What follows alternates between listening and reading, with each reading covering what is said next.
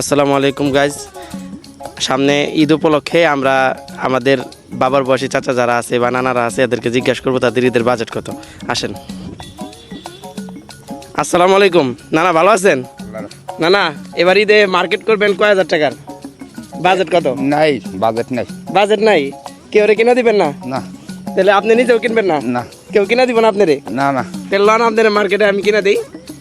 না হ্যাঁ, সবারই তো ঈদ আছে, তাহলে আপনারা মুরব্বী, আপনাদের তো ঈদ আরো অন্যরকম থাকবো। তো চলেন আপনার মার্কেট নিয়ে কিনা দিই।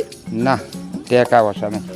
দর্শক দেখছেন, এটা আমার এলাকার এক নানা লাগে। তো নানারে জিজ্ঞেস করলাম যে নানার ঈদের বাজেট কত, কিন্তু নানা বলতেছে নিজেও মানে মার্কেটে আমি কিনা দিতে চাইলাম তাও নানা যাইবো না, আবার নানারে কেউ কিনাও দিব না। নানার আবার মুখে কিন্তু ঠিকই হাসি আছে, তাতে বুঝলাম যে তার ভিতরটা অনেক কষ্টে।